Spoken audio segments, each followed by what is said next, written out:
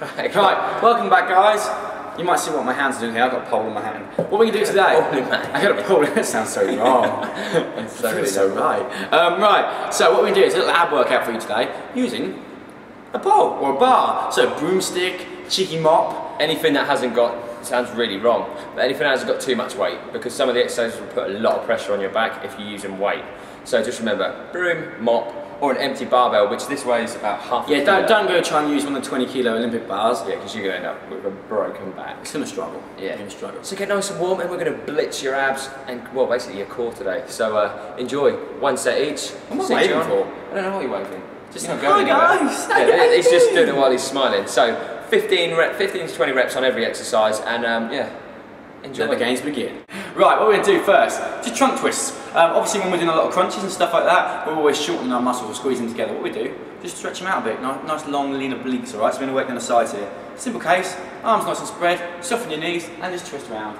Make sure your head follows where you're going. You don't want to be looking the opposite way, but that was hard to try and work out how to do that. Just keep facing the same way and try not to twist too far so your knees are getting dodgy, alright? You don't want to twist your knees too much. So keep your knees nice and forwards and just stick with the hips, twisting your obliques out.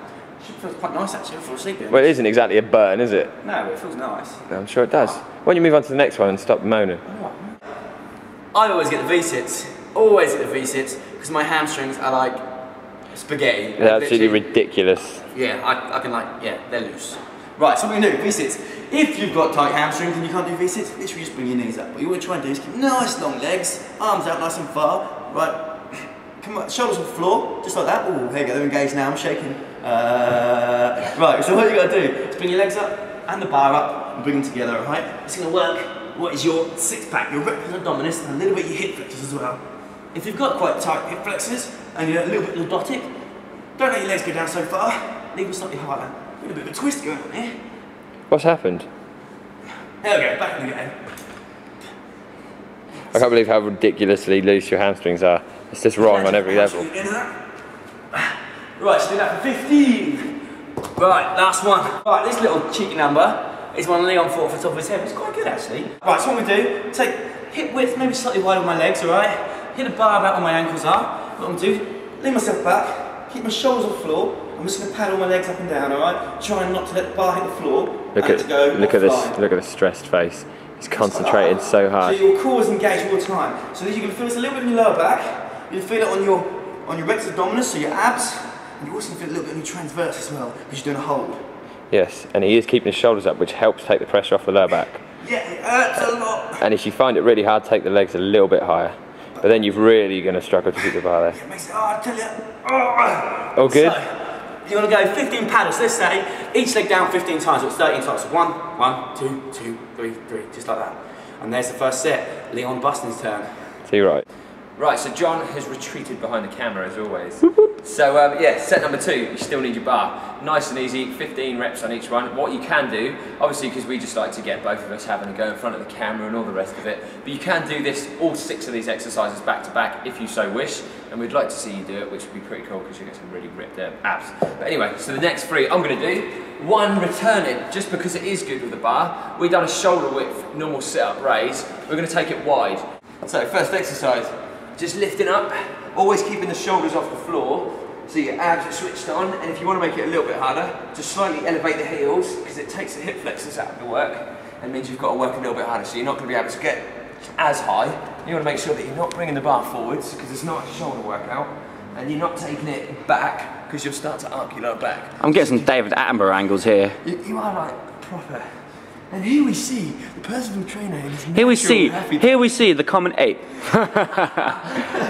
So this is your normal ab raise, and this is really starting to warm me up, which is a nice exercise. By that he means it's hurting.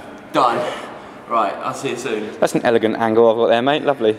Right, so exercise number 2, we're going back to the bar on the feet. I don't know what it is, it's turning more into a circus act at the moment today. Right, so legs out straight, or almost straight, and just always make sure you've got the bar, hip width again, hands down, and you're lifting in. It's a nice slow movement because you see a lot of people going absolutely crazy, but this one, if you go crazy, you're going to take the pressure off, you're going to drop the bar, you're going to not go past the reason this bar is quite good is because it encourages good form. Well, you can't really go speeding it off because that bar will be either in between your teeth or underneath someone's feet who's walking past. So you're keeping your Obviously I work my abs a lot, so I'm quite good at keeping my legs quite low without my lower back arcing up too much. So if you find it really hard, just take the legs a little bit higher and slightly bend to compensate so you can keep the bar nice and level. Just a little tip, sorry mate, just a little tip for you guys. If you're ever doing normal crunches and stuff at home, screw it, I'm going to turn the camera around. Hi guys. So if you're ever doing... just carry on. Yeah, you just keep going mate. If you're ever doing crunches, so just normal sit-ups at home, and you feel you've got a big gap under your lower back, so you could slide your arm underneath your lower back, little trick, if you get a little stool or something, stick your feet on the stool, it'll press your lower back into the ground, just saving your lower back from getting a little bit of stress and a little bit of pain. Good tip there. Yes, you should always have a natural curve in your lumbar, but a lot of exercises will strain it and try and over-curve your lumbar area of the spine, so make sure it isn't literally folding back on itself. Can I stop doing these now? Yeah, I'll do. Right, so last exercise. I saved the best to last. So we're going back to the same position with the top half as if we were going to do the bar raises, so keep it nice and wide. You really don't want to be standing there. Don't worry, I'm not zooming on that. Legs up straight, and if you've got tight hamstrings, tight calves, just sort of keep the feet nice and loose, because as soon as you start tensing them up all over the place, makes the legs an absolute nightmare. So you go one way with the legs, ooh, that was bad. One way with the legs, and one way with the arms, and you're going to just touch the bar down. This is like air canoeing or air kayaking. Look at this, yeah, we should do that.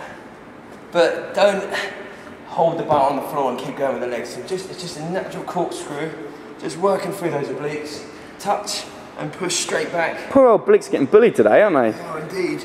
But it's good for the summer.